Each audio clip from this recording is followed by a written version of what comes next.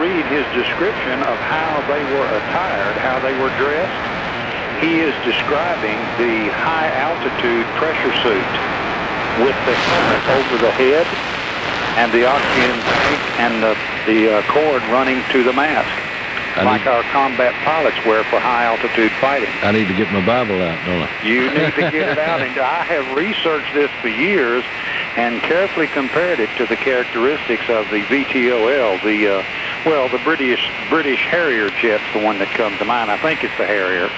That is the VTOL. But they fold up their wings, and their wheels, as he describes wheels, do roll in all different directions when they're on the ground. When their handler is motioning them into a parking space or something like this. And if you really get into it and look at it, point for point, it describes the VTOL aircraft that we have today, and it describes the high-altitude pressure suit that keeps our pilots alive at very, very high altitude and furnishes them with oxygen. Very interesting, John. Isn't it, though? Very good. I'm glad you called, buddy. You take care of yourself. All right. You do the same, and love to listen to you. You're sounding good. Thank you, sir. All right. Bye-bye. Let's talk to Lum Bego. Hello, Lum. Hello, Lud. How you doing, buddy? I'm doing good. How you? Good. I have absolute proof they're UFOs. Tell me about it. Saw it on the Beverly Hillbillies.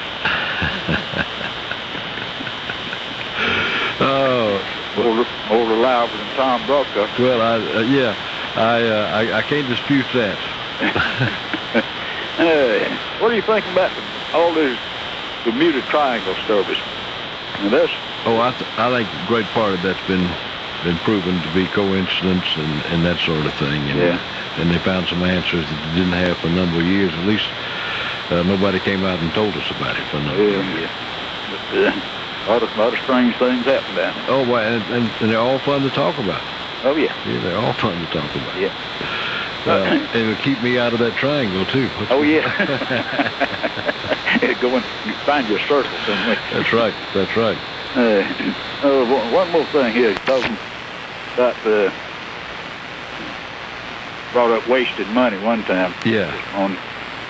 Heard on the news this morning that Ralph Lauren, the designer, is donating $13 million to restore the flag that they wrote the national anthem about. Wow. How in the world could it cost $13 million? I don't know what they're going to do to it. I don't either. Probably going to waterproof it and press it. I can't imagine how it costs that much. But I'm proud of him. Well, they'll find a way to spend it someday. Oh, yeah. All right, bud. I'll see you later. All right, see you. 1-800-572-8255. Listen, an awful lot of stuff going on in beautiful Madison, Georgia for the rest of this month. Let me tell you what you need to get down there and be a part of. August 17th and 18th, antique furniture sale at the Lions Club building. That's worth a weekend down there. On the 18th, in addition to that, they're going to have the farmers market on the square. Beautiful square in Madison, Georgia. Go look at the beautiful, beautiful vegetables and everything going on. July 23rd to 26th, the 16th Annual Arts Festival at the Madison Morgan Cultural Center. And then on the 25th of July, going to have an Arts and Crafts Festival right there on that beautiful square. Folks working hard, making sure that there's something in Madison, Georgia to entertain you and your family. So you get yourself on down there and enjoy the beauty of my hometown, Madison, Georgia. If you're over age 50, listen to find out how you can get affordable life insurance and a free gift. I'm Ed McMahon telling you that you really can get affordable coverage without answering a single health question or taking a medical exam. Because of a 2-year limited benefit period, Colonial Penn Life Insurance Company guarantees your acceptance. This is the life insurance I've told you about on TV. It costs you $6.95 a month per unit. Your premium never increases, and your benefit never decreases simply because you grow older. Free information about this important protection is available now. Call 1-800-508-7575 for free information on benefits, limitations, and exclusions. And you'll receive a handy guide to Social Security absolutely free. If you're between the ages of 50 and 85, call Colonial Penn Life Insurance Company now. Available in most states, age limits may vary. Ed McMahon is compensated for his endorsement. Call 1-800-508-7575.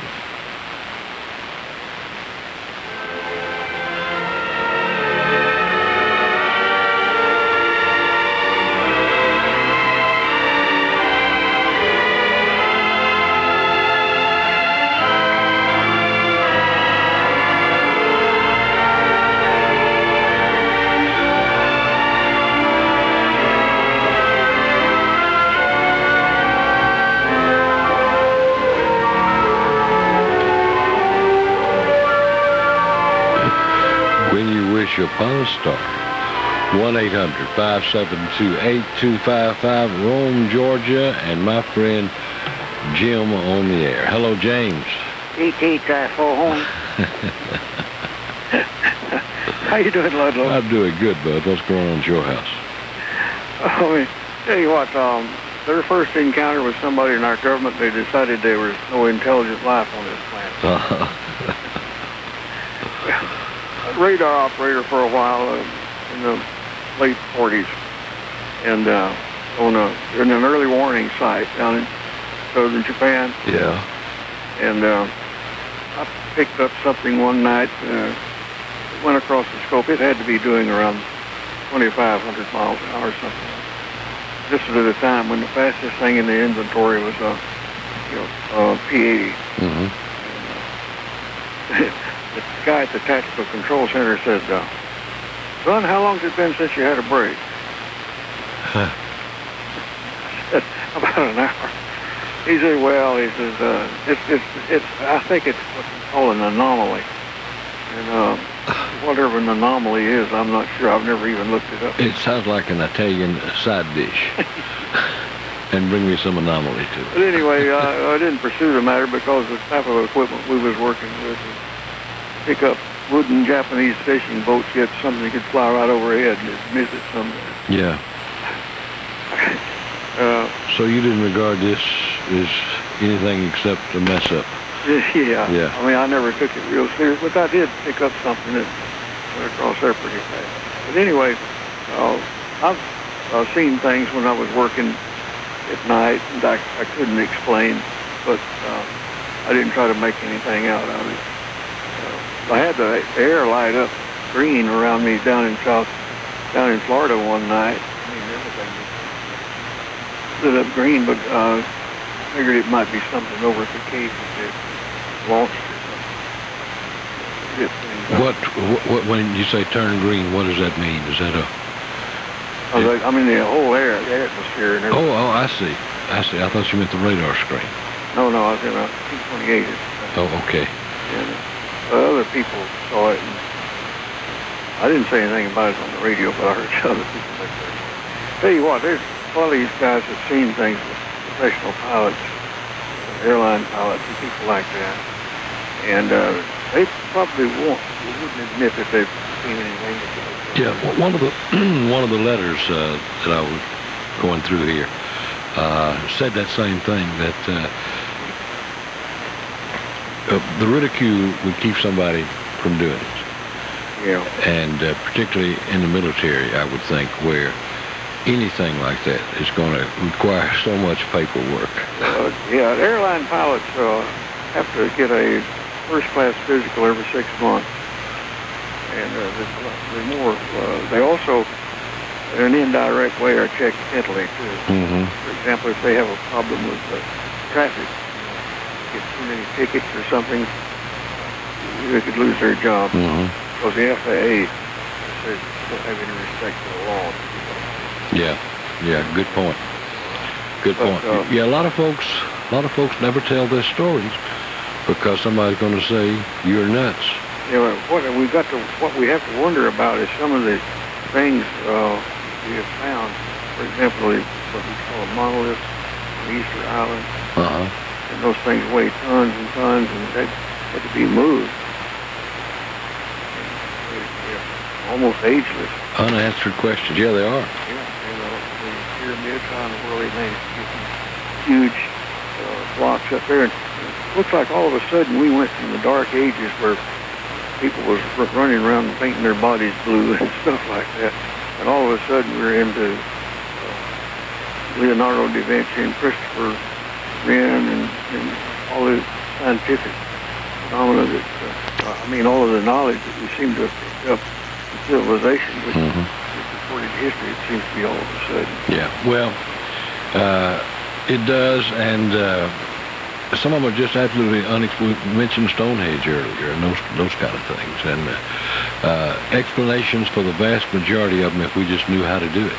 With regard to Stonehenge, I don't think an advanced civilization would have needed a device like that.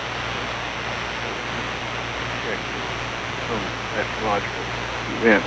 Didn't they figure that it was the Druids or something? Yeah, I've heard a bunch of explanations for it. Don't know as much about it as I'd like to know, but I've heard it discussed and rediscussed as you have. And some of these people come around on their bicycles, sell me certain types of magazines and things, and they ask me, about my religion. I tell them I'm a Druid. And the funny thing is that they believe you. they get back on their bicycle. You take care of yourself. All right, buddy. I'll talk to you soon. All right, bye, buddy. 1-800-572-8255. More right after this. You don't have to drag Black Bart into town to collect your reward. Cause Comfort Maker Comfort Rewards from your participating dealer will net you a 5-year extended parts and labor warranty for free when you buy a qualified Comfort Maker heating and cooling system. Claim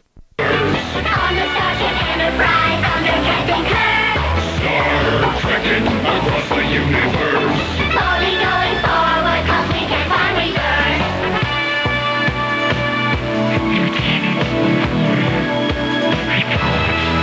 They're singing us on the starboard bow, starboard bow, starboard bow. They're singing us on the starboard bow, starboard bow. All right. Who's Star Trekking? Let's go to Madison, Georgia, and talk to my close personal friend, Radio Ray. Hello, close personal friend. Well, hello. How are you doing? I'm good. How you doing? Doing great. Had a great weekend. Good. I'm glad. Yeah, I got out and enjoyed myself this weekend. Well, that's good. Yeah, went out and showed off my little weasel tag. Oh, that's good. Yeah, my car tag. That's good. And what does it say on your car tag again? It says the little weasel. Matter of fact, Sid Griffin, who owns the radio station up in Winder, I showed him. He loved it. Okay. I can't wait to see it. He said he knew all the time I was little weasel. Well, give me a picture of it. Okay, hey, I will. What I'll do, I'll get somebody to get a picture of me holding it for you. Yeah, good. You ain't got it on your car? No, well, not yet. I just want to kind of show everybody first. Okay. I'll put it on the car. All right. That's how proud of it I am. So that sounds like great fun. Oh, yeah, it is. Well, talking about UFOs. Yeah. Okay, I'm going to let you decide whether this is true or false here, okay? Okay. After I tell you a story. All right. Okay. Of course, Ray Stevens recorded the song called I Saw Elvis in the UFO. Yeah. Well, I saw that same UFO last night. Tell me about it. Okay, well, it came right over the apartment where I lived at, and I saw Elvis last night. In a UFO? Yeah, came right over Madison last night. I believe you. Yeah. And he threw a jelly donut out at me, too. Must have been him. It was. He waved. I saw him. He still had his collar, up like he usually has it. Yeah. Yeah. Man had a cold neck. Yeah, real cold. Could not keep his neck warm. Yeah, exactly. Yeah. I told Jim that this morning. He wasn't sure what to think about that when I told him. Yeah, well, you know what he thought about it. He thought about, in the name of heavens, I have hired a complete lunatic. That's what he thought.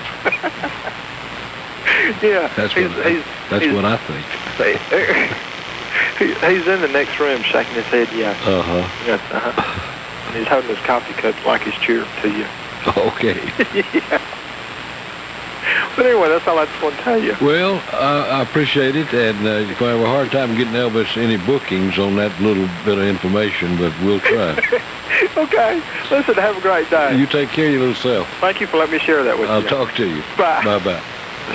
Go to Thompson, Georgia, and talk to Al on the radio. What do you say, Al? Good morning, Ludlow. How you, old friend? This is almost a repeat I'm going to give you. All right. About a year ago, I suppose you had a similar show. And I called you, and I told you about leaving Athens, Georgia, about 9 o'clock at night, maybe, going to Atlanta in my pickup truck. And I looked to the south, which was out the driver's window of my pickup truck. And I saw this humongous light hanging in the sky, very similar to a moon. Brightness anyway, and maybe more bright than the moon. And it was located something like 9 or 10 o'clock high, only it was sort of in the south rather than the east.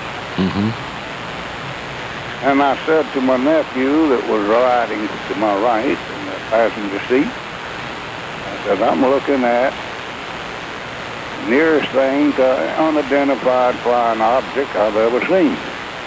What do you mean, Unc? And he looked out my window and he says, you're right. That is something to look at, something similar to that. And I drove all the way to Atlanta with that light in the sky, something like I say, 9:30, 10 o'clock high.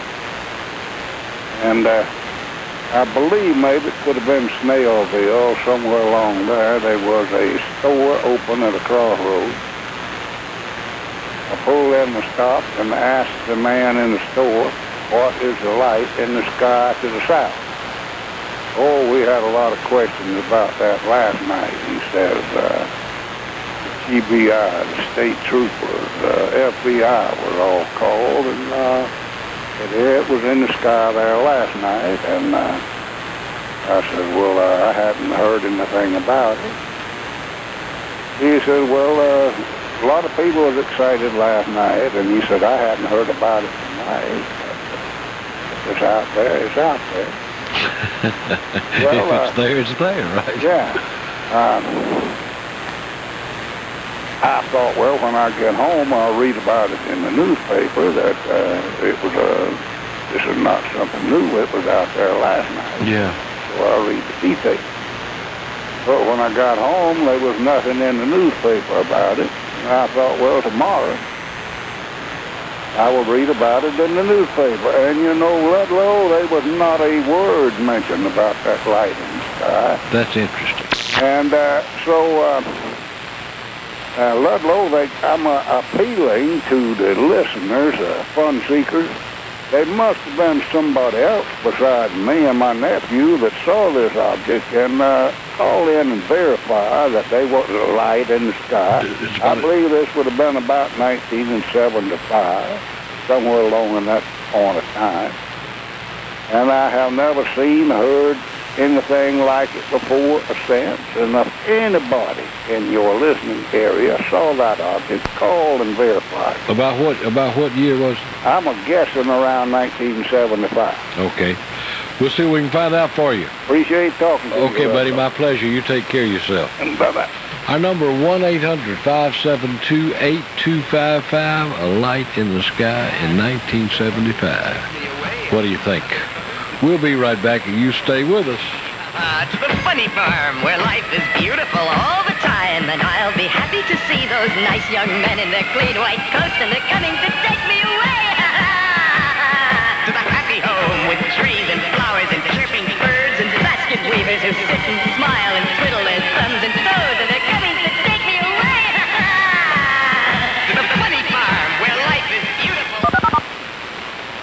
For tomorrow, it's your tree that clears the air. Plant a tree, trees for America. Plant a tree today for all the world to share.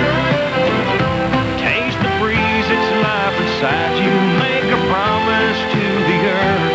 Plant a tree, now is the time to recognize a tree for all it is worth.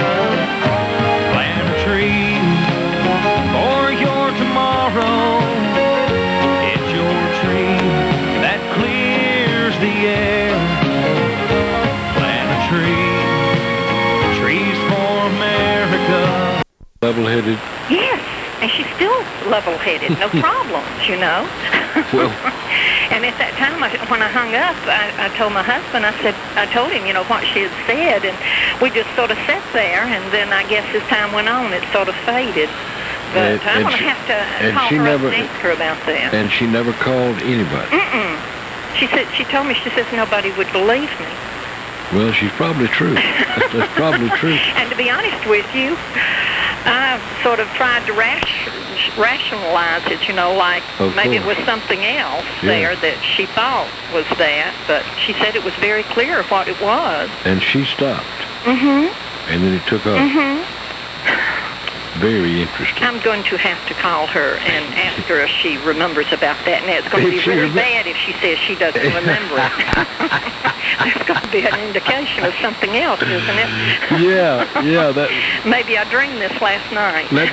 Let me know. That's very, very interesting. Yes, isn't it? And like I say, she had the highest IQ in our high school graduating class. So, she was no dummy. Well, I mean, how do you tell a friend that you believe to be level-headed and bright? How do you tell them that you don't believe it? No, I couldn't tell her that. I just said, oh, my goodness. Yeah. And we just sort of pondered it, and it was so long ago. Golly, it must have been at least 20 years ago, because her children are, up into their late 20s now, and maybe 15 years ago. And the children saw it as well? I'm sure they did. Boy, if it'd been me, I'd still been on the phone with her asking her questions. I guess we wondered about it for quite a while after that, but it just sort of faded away. But I am going to call her and ask her if she remembers that. Like I say, I'm going to feel very bad, though, if she doesn't. If she tells me that never happened. Then you call your husband right away and say, you're not going to believe this, but... I think right now he's outside somewhere. I'm going to go ask him if he remembers it and see if got one step there anyway. Yeah, I'd be interested in whether it made any noise, how big it was. I'm going to have to ask her what she recalls about it. I'll be talking to you again and let you know. I'm going to look forward to it. But this brought back something I haven't thought about in a long time. Yeah. This is so interesting. Okay. Enjoying it. Glad you called. Thank you, my friend. You bet. Bye-bye. 1-800-572-8255. And repeat a notice to our affiliates. We're going to have a conflict with Atlanta Braves baseball this Wednesday, July 15th. Don't worry. Just please tune your satellite receiver to 75.8 megahertz for Wednesday's Ludlow Porch Show. And you can just do it that morning, I guess. Please turn your satellite receiver to 75.8 megahertz for Wednesday's Ludlow Porch Show, and it'll be business as usual. Greenville, South Carolina, and Pennsylvania Vince. Hey, hi. How you doing? I'm doing good, bud. You remember a man who was on the radio all night? His name was Long John Noble. Remember the name, yeah. He was quite famous up around New York. Yeah, remember the name. He was on all night, and he had a talk show. This was a long time ago, like 50 years ago. Mm-hmm. Where he could talk. He interviewed people all night they had visited other planets and talked to other civilizations.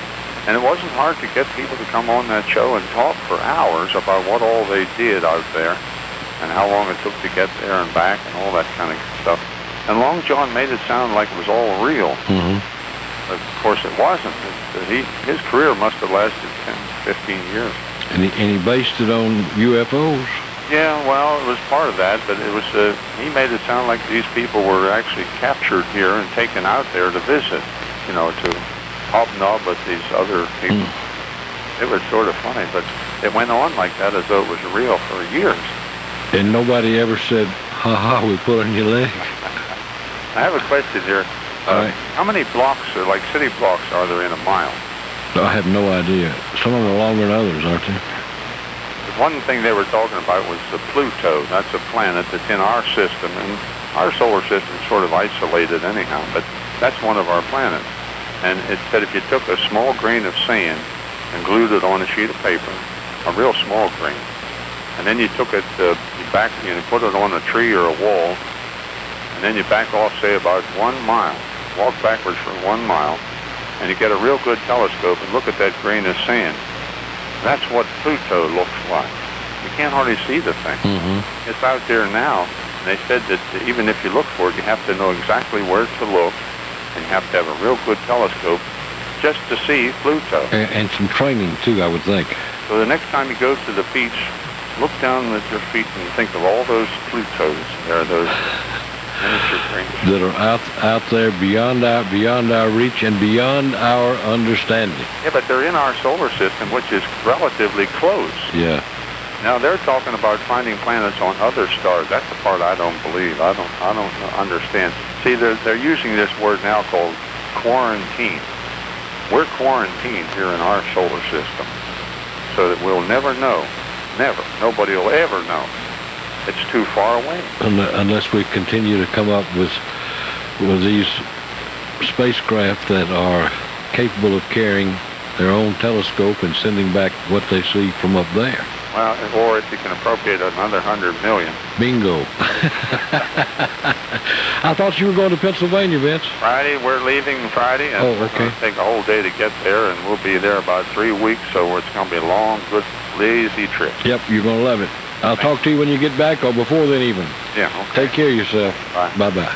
1-800-572-8255. More right after this.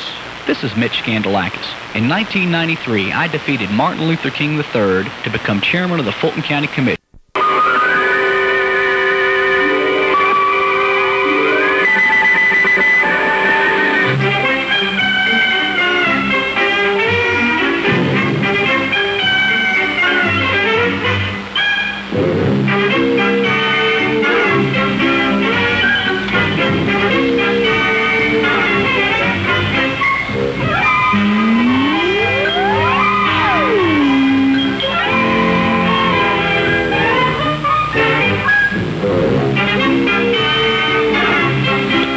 One 800-572-8255. There's I'll read you some of the letters. Let's see, there's 2, 4, 6, 8 letters in the paper today about UFOs and that sort of thing. Are they there? Possibility that what's happening. And let me tell you the kind of strange thing. Maybe you can explain this to me. I wonder, and there seems to be this without a doubt. I'll read it to them in a minute. There's a thread running through these letters, a common thread, that these folks all are a little irritated about this whole thing, a little angry about it. I wonder why. I'm going to give you some quotes. There's everything to lose and nothing to gain for our elected officials, even to acknowledge the possibility of UFOs. If we ever prove that UFOs do exist, then the public might clamor for the government to do something about it. Government officials do not like to feel powerless, and the numerous instances of reported UFO sightings, then imagine the likely number of people who would not report their personal UFOs for fear of ridicule. Even the aggregate of these, the odds favor the idea that UFOs do exist. A little irritated there. This one says, we would be arrogant to believe that we're the only intelligent life in the universe. Even more arrogant, though, in the belief that Earth is a favorite way station for beings capable of intergalactic travel. What lures so many alien spaceships to our humble planet? Maybe they're scouting for food, you never know. Our food chain might be the equivalent of cattle. I just wonder if people get irritated about funny things, and I don't wonder what irritates them about this. I suggest that until we are officially contacted by extraterrestrials, we would be better served spending our research money elsewhere. Besides, if evidence did prove that we've been visited by aliens, all those with a vested interest in claiming government cover-up would be forced to find other employment. I think the thought of a government cover-up is probably kind of silly when you consider how long this has been going on. But there's no reason to be aggravated about this. Can we take different sides on this without being aggravated? I would think so. Our number 1-800-572-8255, Ludlow and Denny on the Fun Seekers Radio Network, and we would like to hear from you. What do you think? Ever seen anything in that night sky that you didn't know what it was? That qualifies as a UFO. Moving, not moving. Spaceship landed beside the lady on the highway, and she didn't report it to anybody. Was it really a spaceship? Or did she pass the McDonald's with the lights out? Hard to say. The same thing with the one that was the talk we were doing earlier about the spirits and ghosts and that sort of thing. What do you think? We can kick it around. 1-800-572-8255. I think the reason the cover-up doesn't hold water is because this has gone on through a bunch of administrations, and I think probably starting with the Truman administration, and Lord knows which others. Fun to talk about. 1-800-572-8255. Some rain around us in Swanee, Georgia, but none here yet. And some folks who are getting some drizzles, and I hope you are one of them. Still got some very, very dry areas and some very dusty roads somewhere. 1-800-572-8255, Ludlow and Denny, the Fun Seekers Radio Network, as we go to Dahlonega, Georgia, and talk to Bonnie on the radio. Hello, Bonnie. Yes. How are you? I'm fine, thank you. How are you? I'm good, thank you. Sound good on radio? Thank you, ma'am. I listen to you all the time. We appreciate it. You talking about UFOs? Yeah. This had been a number of years back. But my mother, I had moved away to Brunswick, Georgia. Mm-hmm. She still lived in Hall County. Yeah. And, but quite some time after that, she was telling me about something that she saw in the sky one evening. Mm-hmm. And she said, anything that she said, you could believe it. Sure. And she described it, and she said it was kind of a long vehicle or whatever you would call it. Cigar shaped? Yeah, and she said it was just going through the sky. And she said it had some kind of light, certain type of light. That she had never, ever seen before. She said, you've never seen anything like that in your life. And she said, I don't know if you ever will see anything like that again, but she said it was amazing. What do you think about it? And she described it, but that's been some time back. I can't fully describe it like she did. Mm-hmm.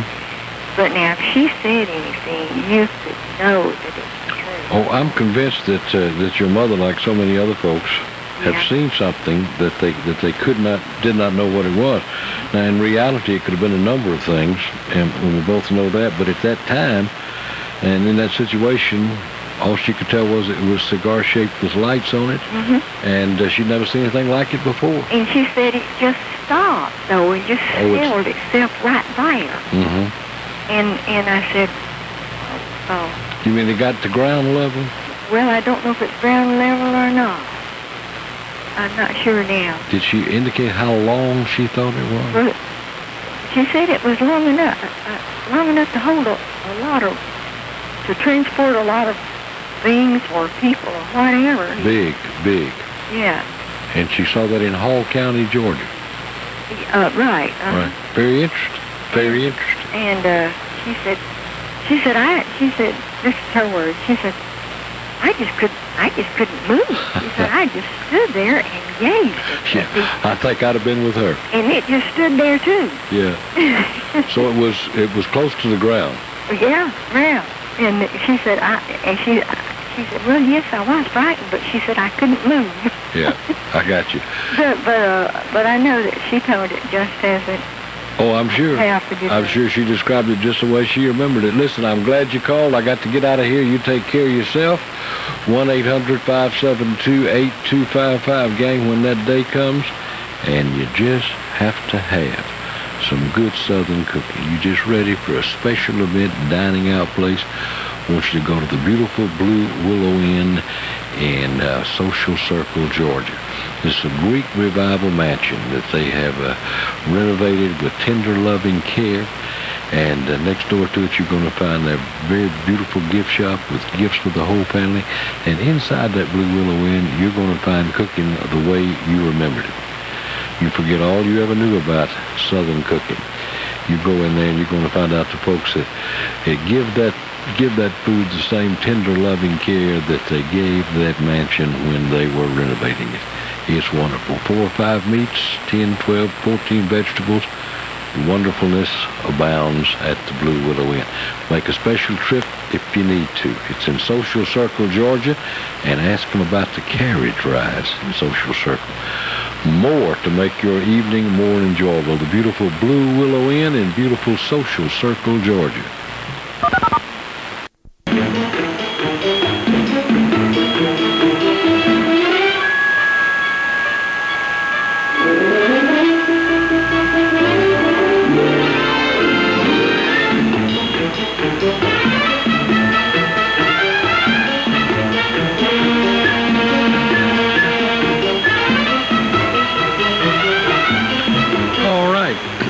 Gadsden, Alabama.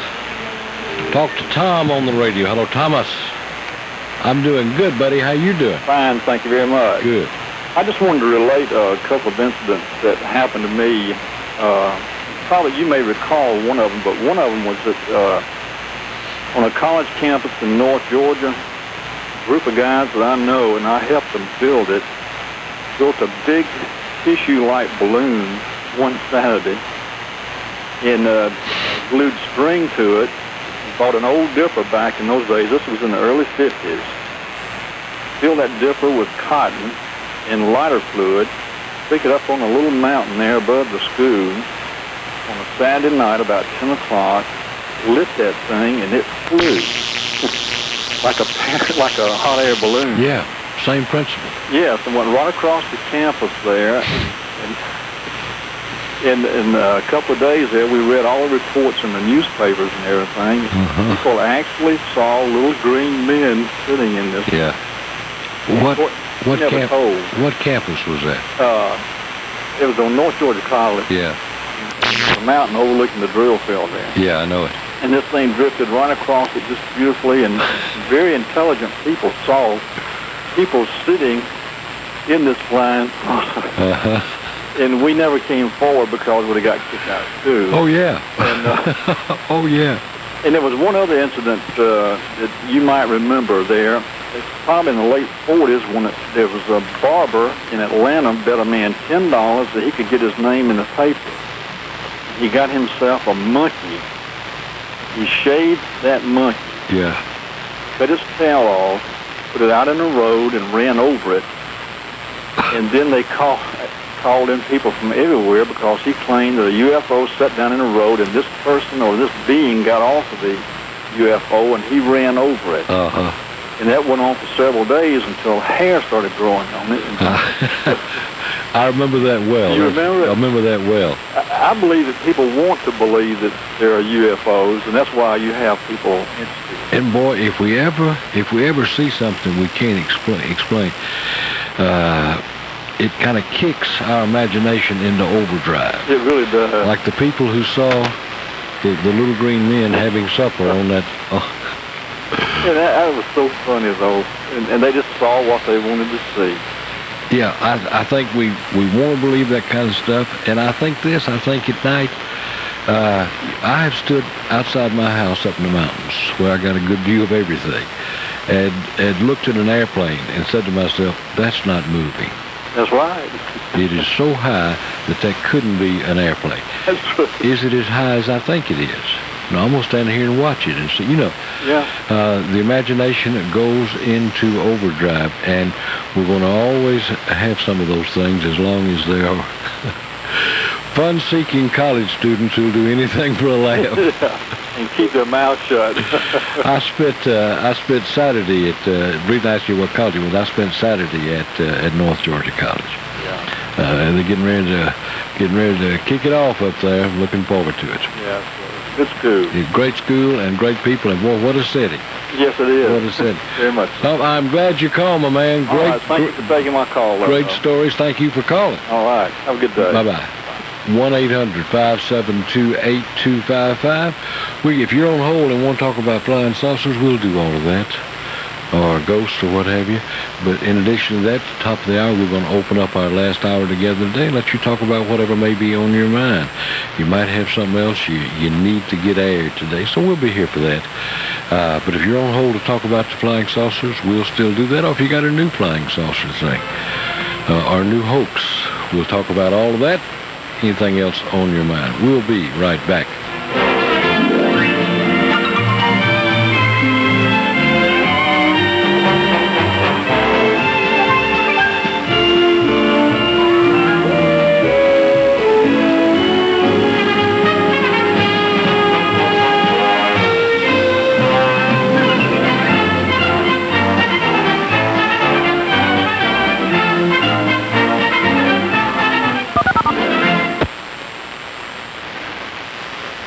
You're with WBIC 810 AM, Royston, Georgia.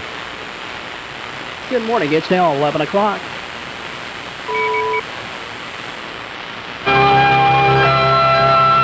NBC Radio News. Another day of deadly heat is on tap for much of Texas, where it's being blamed for 8 deaths in the Dallas-Fort Worth area. Government forecaster Alan Moeller says no relief is in sight. It's been a combination of typical Texas summer heat, plus this upper-level ridge, which has been lodged over the area. That's produced extra heat, and that's why we're seeing such hot temperatures. Yesterday, the mercury hit 112 degrees in Fort Worth. It appears neither side's budging in talks to end strikes at 2 General Motors plants in Flint, Michigan. First National Bank of Chicago analyst Diane Swunk says GM is reeling from effects of the walkout. There are some plants that are still up and operating. They're doing their best to keep anything they can going, but the bottom line is the UAW has shut down General Motors, and the losses accumulate very rapidly now. Swunk on NBC's Today Show, the strike has forced General Motors to close all but 3 of its 29 assembly plants in North America. I'm Jeff Finch. In the summertime when the weather is hot. It's not going to be excessively hot as it has been, and we also have a better chance of rain. Now, for today, mostly cloudy with a few showers and a couple of thunderstorms around, with high temperatures in the low to mid-80s. A few showers around tonight, lows near 70 degrees. For tomorrow, remaining mostly cloudy with a few showers and thunderstorms, highs low to mid-80s, and an isolated shower or thunderstorm chance by Wednesday, highs low to mid-80s. From the Weather Channel, this is meteorologist Jennifer Narramore. Fair skies and cooler for today. We're currently 82 degrees. WBIC time is 11:07. I'm Skip Mosley, inviting you to stay with us for Gospel Favorites coming up following the Ludlow Porch Show.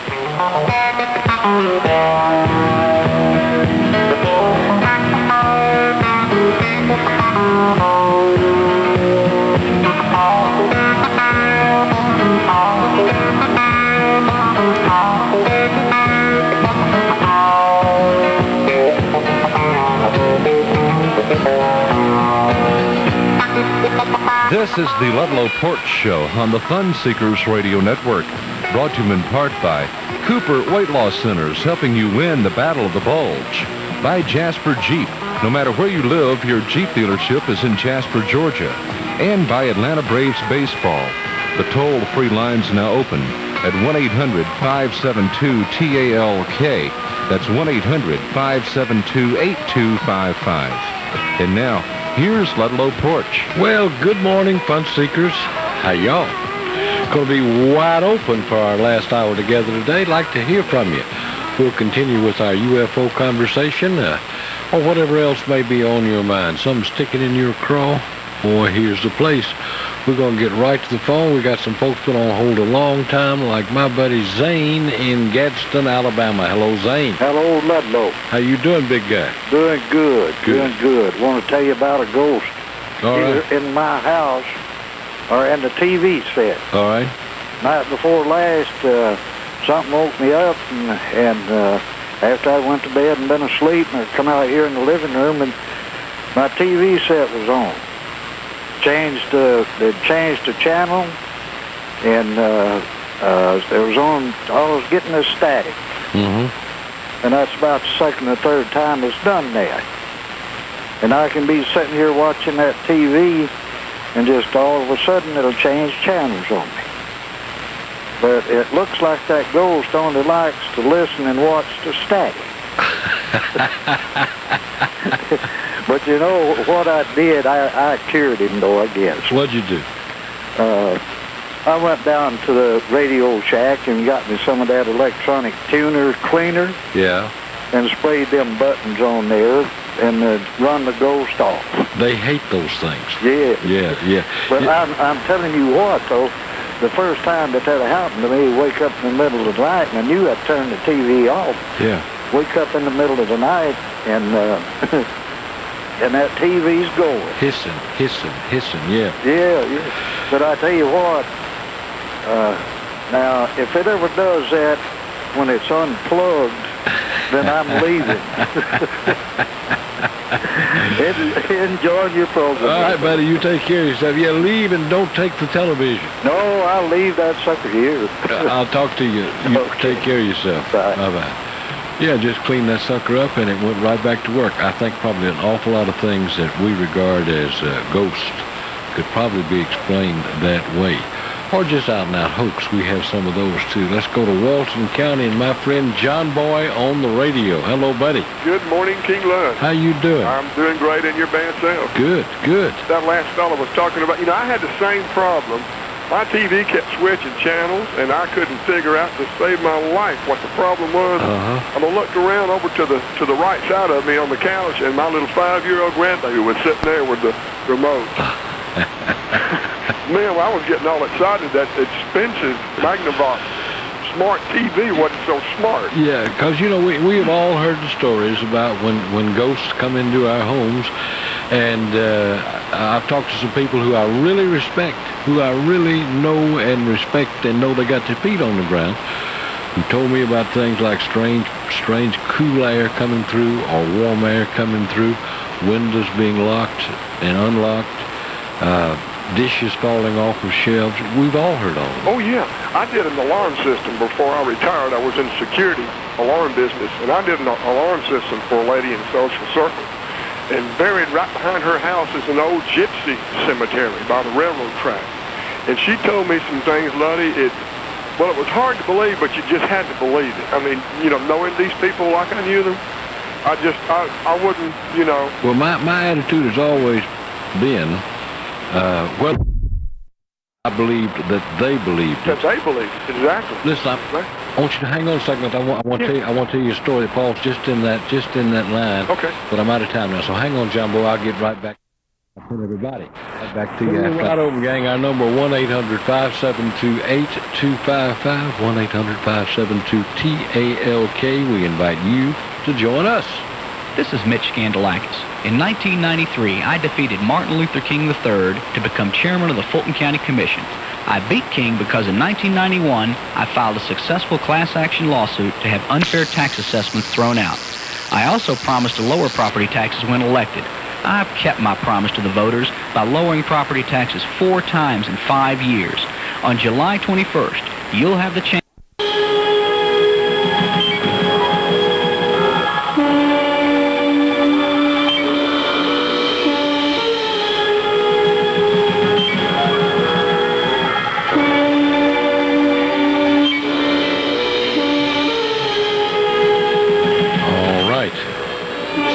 Night Gallery.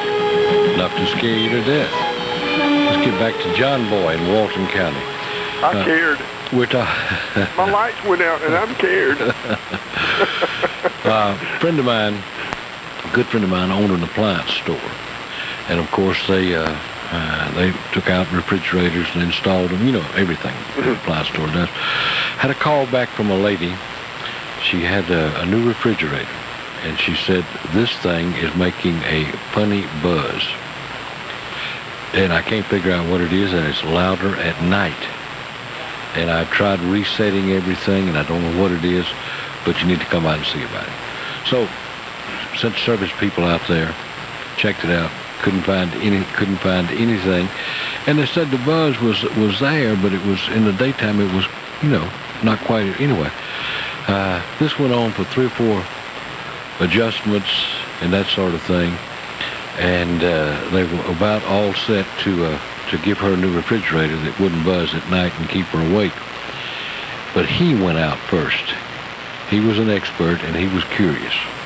So he went out and he said, sure enough, the buzz was there.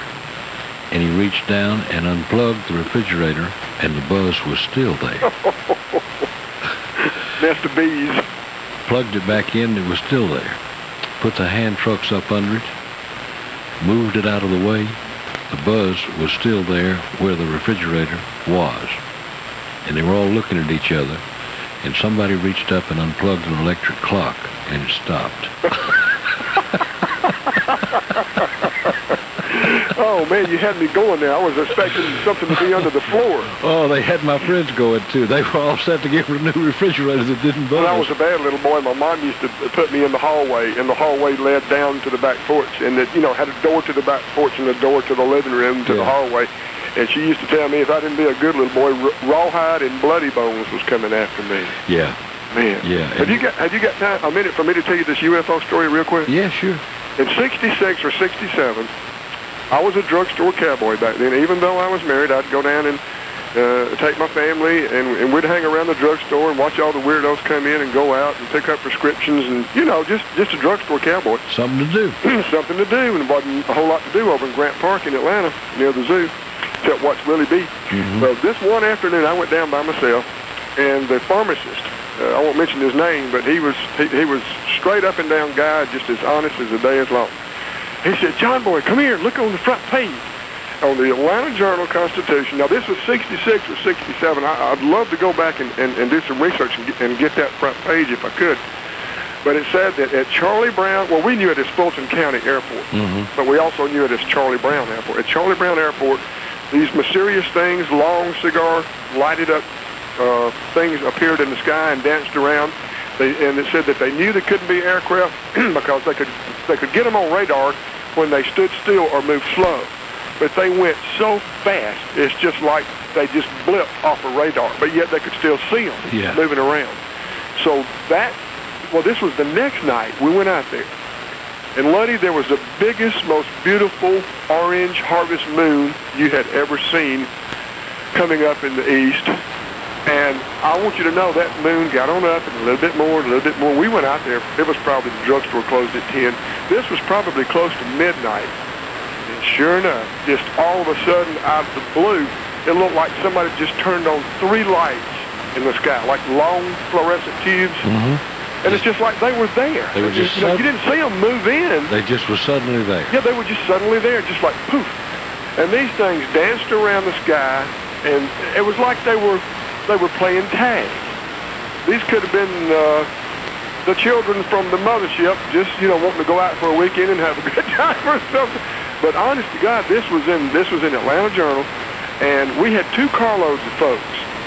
And the pharmacist, he had a big old Mercedes, and I had some Plymouth Hot Rod, Mopar, whatever, But we had 2 cars loaded with folks, and Luddy, we just stood there and looked, and the only thing people could say was, "Wow, look at that." There's never an explanation offered, John?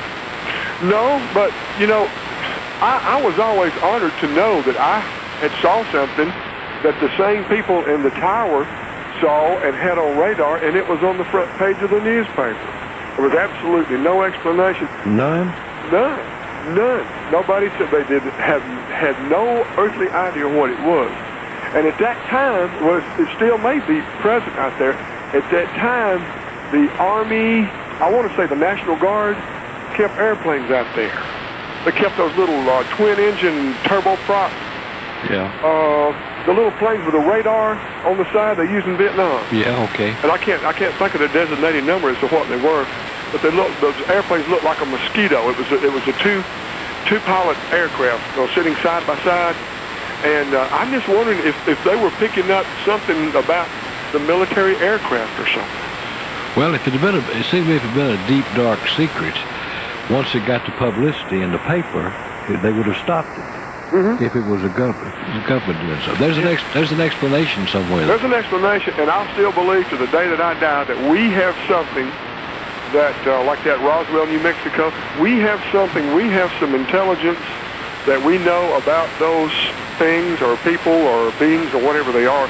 And I think we've probably duplicated some of that. I think that's what we're seeing. The Roswell, New Mexico thing. You talking about where there was alleged bodies and that sort of thing? Oh, yeah. Complete fraud. Complete fraud. Complete fraud. They have traced all these stories back, these so-called eyewitness accounts, most of them from people who were not there. Yeah.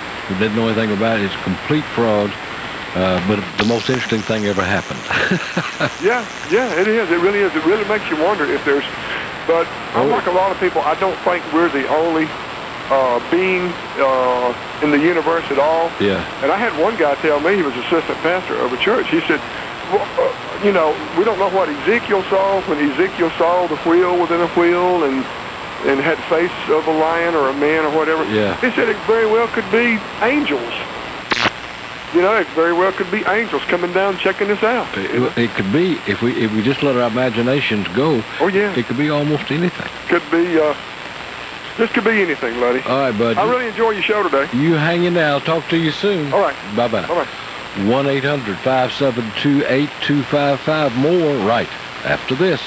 It's about time to start planning your summer vacation or a long weekend getaway.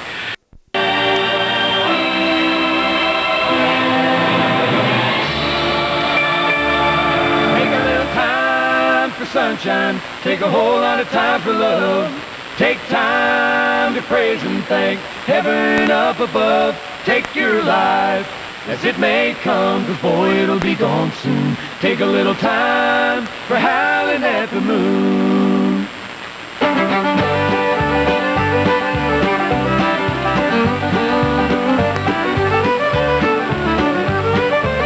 Somebody said, keep your eyes open, gotta keep your feet on solid ground. You gotta take time to take a real... Decatur, Georgia, and my friend John on the radio. Hello, John. Good morning. How you this morning? I'm doing good, buddy. How you doing? Good. I've been out picking 5-gallon buckets of tomatoes.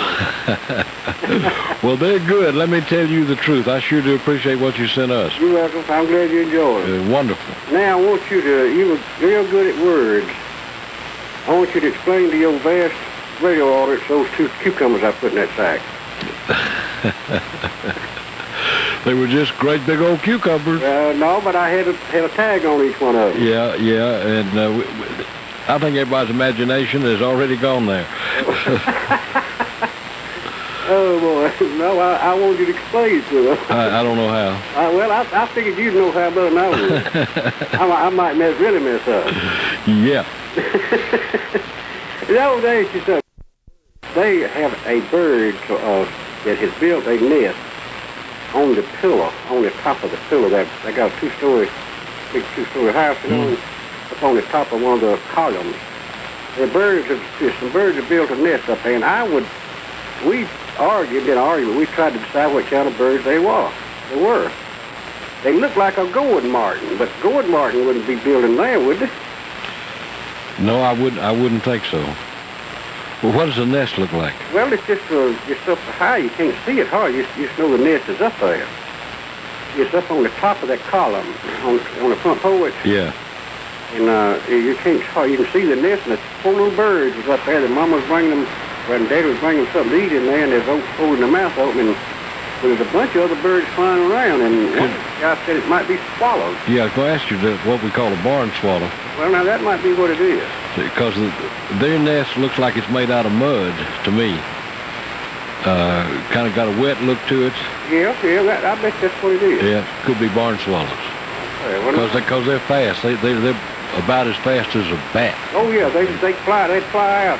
Yeah. See more flying around, they'd fly up like a chimney sweep. Yeah. No, I just wondered what kind it was. They're cute little things. Yeah, they are cute. I know what you're talking about. Yeah. No, I just wanted to make you explain those cucumbers. No, I can't. Since you're not going to do it, I'll just forget about it. You take care of yourself. Okay, buddy. I'll talk to you soon. Okay. 1-800-572-8255, St. Simon's Island, and my buddy Betty. Hello there, young lady. Hey, Ludlow. How are you? I'm good. How you doing? Well, just perfect. We're finally getting some good rain. Good. I think everyone's happy over that. Good. I hope so. I have to share this, and I hope that gentleman that talked to you an hour ago that said he saw something in 73, I don't know if this was the time or not, but this was probably close to the end of 72.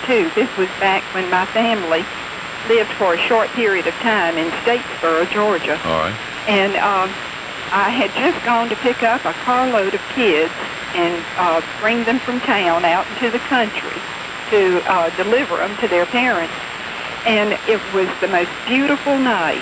You could just see the stars perfect. Yeah. All of a sudden, there was a huge bright light up in the very top of the heaven. And it stayed there, and I slowed down. I said, look at that. And about that time, it dropped just as fast as it could down. Oh, just hundreds of miles, I'm sure. And then it stayed there. By that time, everybody got quiet and the windows were rolled down.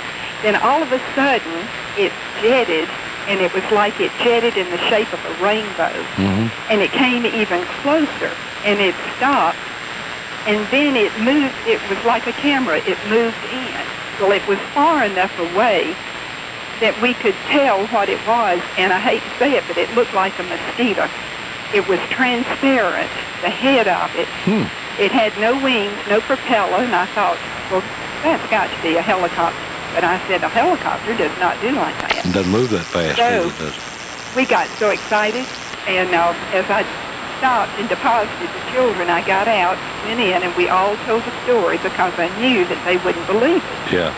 Well, there's Georgia Southern College there, and the next night we got the paper. There was a write-up that the sky was so beautiful that many were watching and that they spotted the same thing. But it didn't no explanation? No, but they were reporting it. I've forgotten to who. I don't know who they would have reported it to back then. One of those things that nobody seems to know why, but enough folks saw it. Something was there. Yep. I got to get out of here. Okay, bye-bye. Be good. Talk to you. Okay. Amazing story. We'll be right back, and you stay with us. Heaven up above, take your life as it may come. Boy, it'll be gone soon. Take a little time for howling at the moon.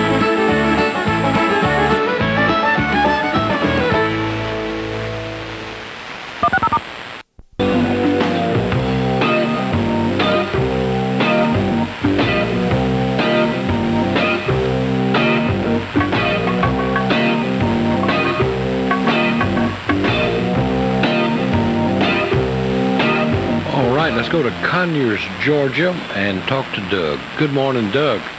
You know, the person talking about things disappearing suddenly, I have a brother-in-law who happened to walk into a restaurant one time, and he disappeared immediately.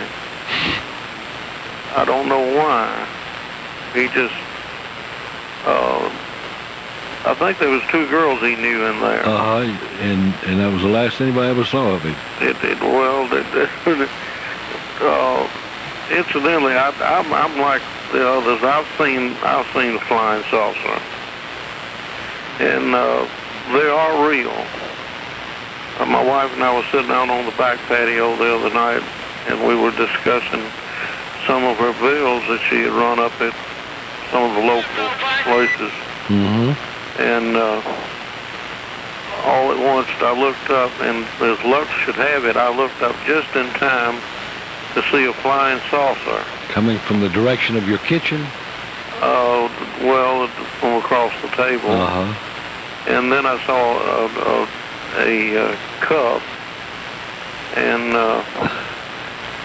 then a coffee pitcher, and you know, so anybody that says they don't believe in flying saucers just don't know what they're talking about. And right after that, you saw stars. Is that right?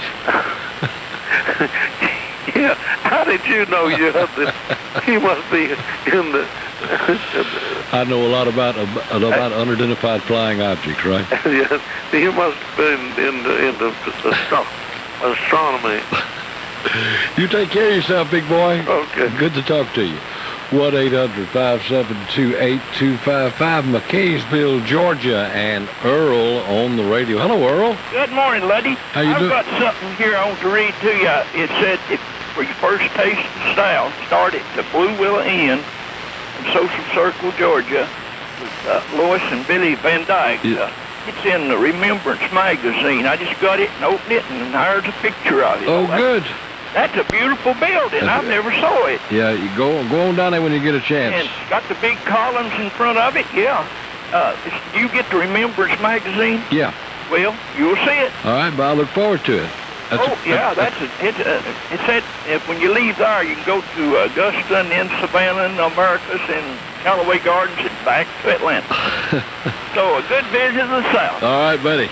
Okay. Glad you called. You take care of yourself. Okay. Talk to you soon.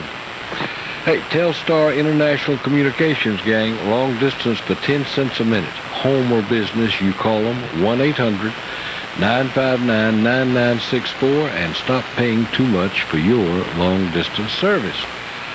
Let's go to Indian Springs, Georgia, where my buddy Horace is holding forth. Hello, buddy Horace. Hello, Mr. Little. How you doing? I'm fine as frogs here. Good.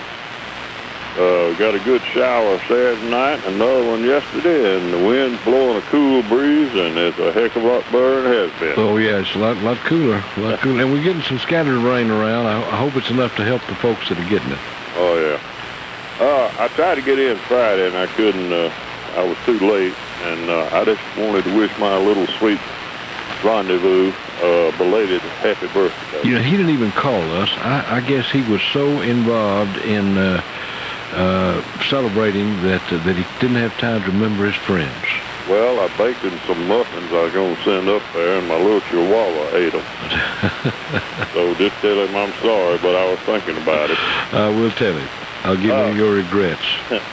And if I got time, I'd like to get in a plug about when you going to come down here in September and speak to the people, and we'll try to raise some money for the old hotel down in Indian Springs. Yeah, that's. I hope we'll do a good job raising money for that, because they only need about 20,000 more to push this thing over the top. Well, may I give my phone number again? Sure. All right. 770-775-6033. And and you can send them tickets or make reservations and that sort of thing. Well, it's going to be at the Jackson Elementary School, as you know. And if people will call me, I'll give them my address. They'll send me a check, make it out to the Butts County Historical Society, and I'll send them the tickets back. All right, and your number, Horace, is 770-775-6033. Right. And all this money goes to Butts County Historical Society. And towards old hotel. Yep, because that thing's from when? 1830 something? Is that what we're talking about here? And that we need to make sure we keep in close touch with our past, and that's one way to help do it. Well, there's not very many of those things left, you know. No, we were talking about that with a gentleman the other day, and who goes around taking pictures of them and enjoying them, and he said he'd be there, so we'll... well, that's good. Well, just tell them, and they can give me a call. I'll get their address. I'll pay the postage to send them the ticket. All right, buddy. You take care. And, you know, I know you got a lot of other people that you talk about, but if you get a chance and keep my number on hand there. I will. And keep reminding them now. Okay. We're going to have a big crowd down here. All right. We look forward to it, buddy. Okay. You take care of yourself. You too. 1-800-572-8255. A notice to our affiliates along the network lines. We will have a conflict with Atlanta Braves baseball this Wednesday, July 15th. So please tune your satellite receiver to 75.8 megahertz. 75.8 megahertz for Wednesday's Ludlow Porch Show. And that will do it. We'll be reminding you about that right up till the last minute, but go ahead and write that down on your calendar. Our number, 1-800-572-8255. That's 1-800-572-TALK. Join us. Yes, you all recognize Take Me Out to the Ball Game from baseball's musical legacy. And it's just one of many musical masterpieces you'll receive absolutely free just for coming to a Braves game. This audio avalanche is not available in any store, so call Ticketmaster at 404-249-6400 or 800-326-4000 or buy tickets at Turner Field. Remember, you get baseball's musical legacy plus the greatest baseball team of the 90s just for buying Braves tickets now. Call today. I'm Dr. J.T. Cooper. You've heard me on Ludlow's show talking about weight loss and nutrition.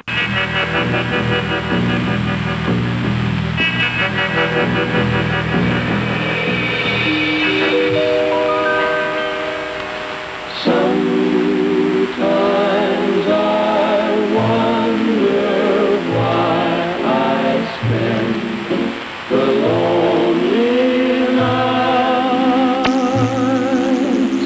dreaming of a song. The melody haunts my reverie, and I am once again with you. When our love was new, and each kiss an inspiration. All right, 1-800-572-8255. Interesting story, a kind of disturbing story in the paper this morning. And this is from the Associated Press. perhaps the most profoundly disturbing 26 seconds of footage in American history. The Zapruder film of President John F. Kennedy's assassination goes on sale to the general public at video stores today. Is that something we need, gang? Listen to this. Excuse me. The 45-minute video, which carries a 1998 suggested list price, consists of a 40-minute preamble and six separate showings of the digitally enhanced clip of President Kennedy's head exploding when hit by a bullet. The family of the late Dallas dress manufacturer who filmed Kennedy's slaying and the video producer dismissed suggestions that they were profiting from the crime.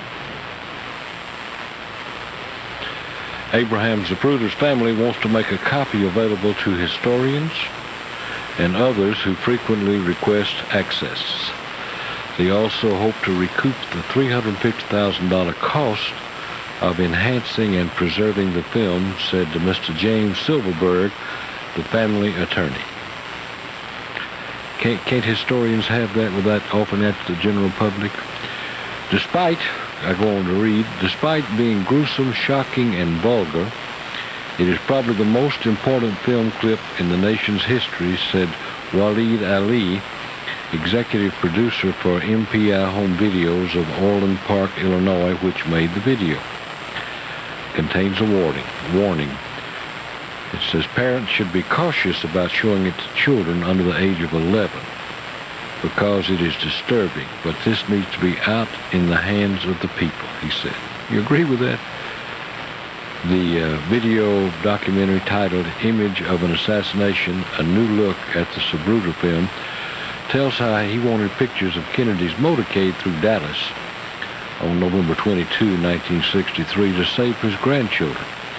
Despite a bad case of vertigo, Mr. Zapruder climbed a wall for a clear vantage point and kept filming even after the shots were fired.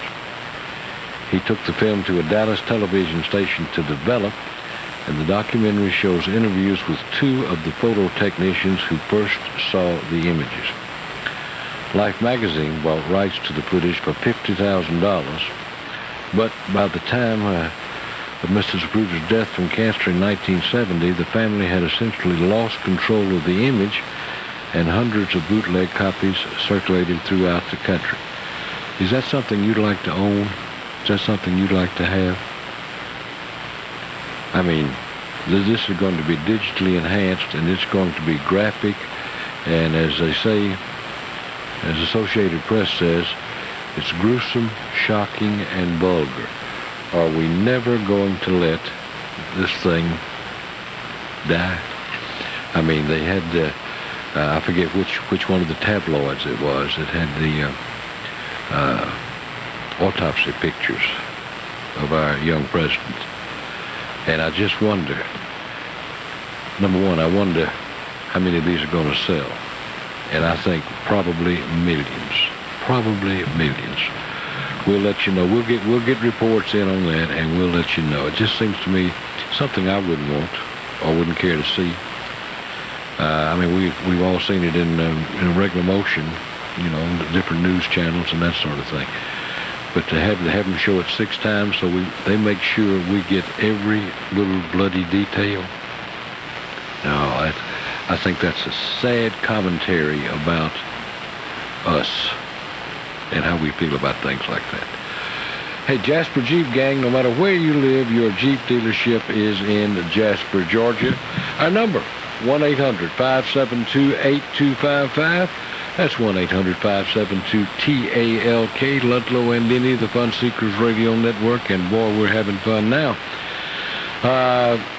Big strike got everybody upset and tore up, and it looks like it's just going to go on. General Motors labor chief said Sunday he was returning to Michigan after 2 weeks of, to Detroit, after 2 weeks of high-level talks to end the United Auto Workers' crippling strike at 2 GM parts plants. Gerald Ketchel said plant-level talks would continue, but his departure from face-to-face high-level negotiations with the UAW Vice President Robert Shoemaker was a setback to the settlement efforts. Said he would remain available to talk to UAW leaders. The GM vice president said last week that GM hoped to settle the strike and resolve disputes at 2 other plants in Ohio and Indiana by this weekend, so they would coincide with the company's 2-week summer vacation shutdown. Mr. Shoemaker said he was not surprised that there had been no settlement. He predicted last month that the strike could last into August. And a lot of people out there on strike, particularly if it lasts that long, lasts into August, it will take them years to get over this. So hope these folks can sit down and work out these things. I'm not even sure I understand everything's going on. I do know that there are lessons to be learned from Eastern Airlines and what went on there. And if you kill the goose that laid the golden egg, look out, because the geese are few and far between. I understand the anger that comes out of these things, and how sometimes the first 2 or 3 weeks of the negotiations are used up with folks getting stuff off their chest. I just hope the working guy, the guy that's trying his best to make his mortgage payments and send his children to college, is not victimized by all of this anger between the top level folks. In any event, we'll watch that and keep you posted. Unless you are an employee of General Motors, and then I'm sure you're watching it a lot closer than anybody could. Our number, 1-800-572-8255. That's 1-800-572-TALK. Hope you're getting some of these scattered showers on your pea patch. We'll be right back. You stay with us. This is Mitch Scandalakis. In 1993, I defeated Martin Luther King III to become chairman of the Fulton County.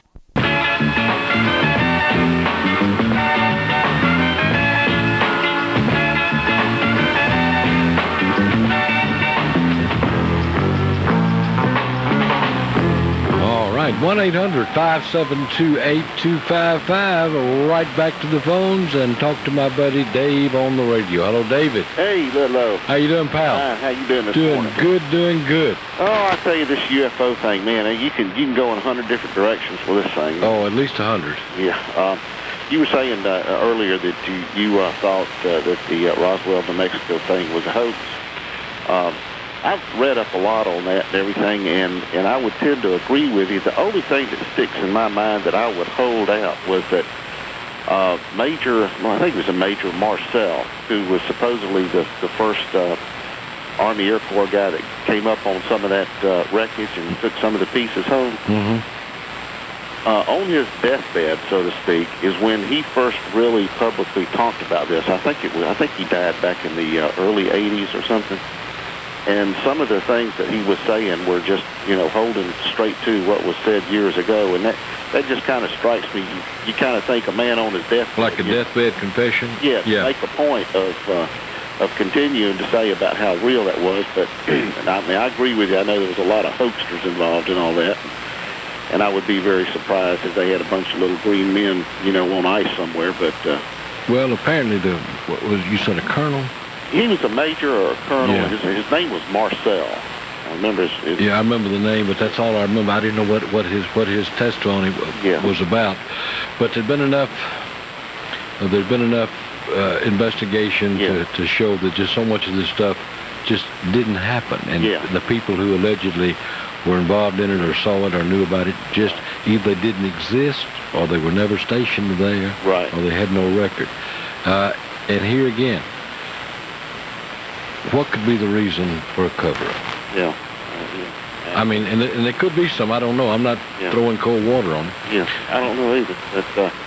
But anyway, and I want to shift gears on you just real quick, if I can here. Try to settle an argument between me and the wife, okay? Uh-oh. I'll try to make this as... I can't stand the pressure. Okay, as simple and straightforward as I can.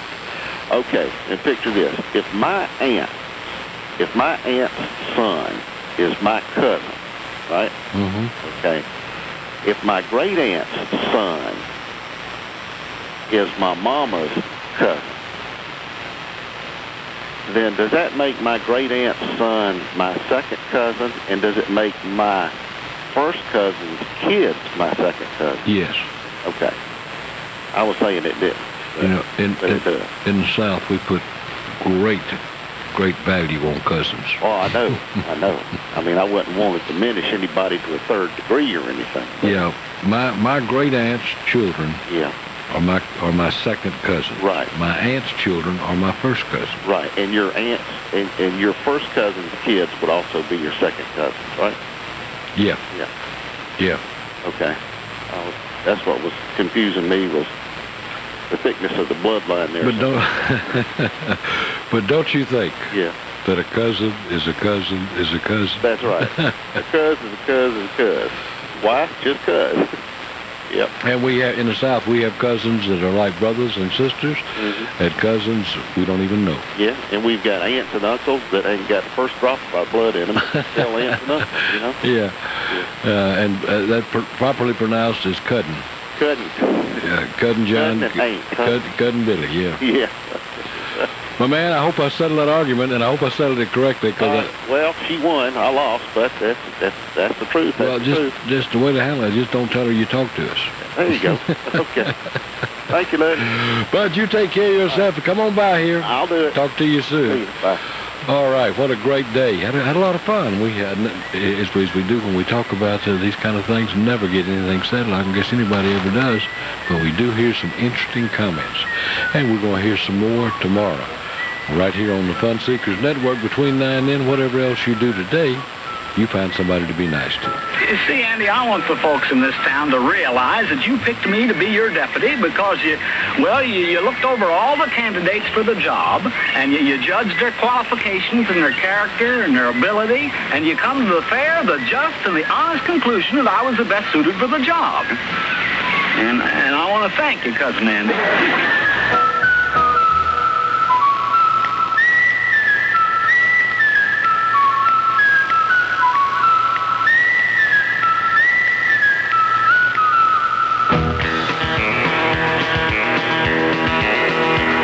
Ludlow again. Just can't wait to hear Ludlow again. The life I love is here in Ludlow with my friend, and I can't wait to hear Ludlow again. Ludlow again. Just can't wait to hear Ludlow again.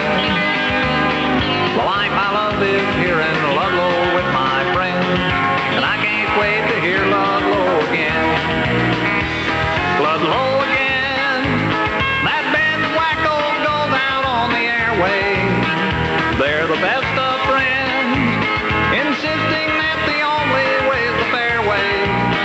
And that's why I say Ludlow again. Just can't wait to hear Ludlow again. The life I love is here in Ludlow with my friend, and I can't wait to hear Ludlow again. No, I can't wait to hear Ludlow again.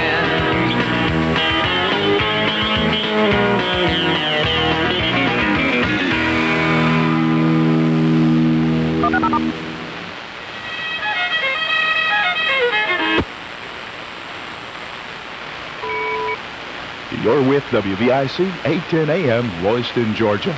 And a happy noontime to you. Currently, fair skies, cooler temperatures today. We've got about 83 degrees. NBC Radio News.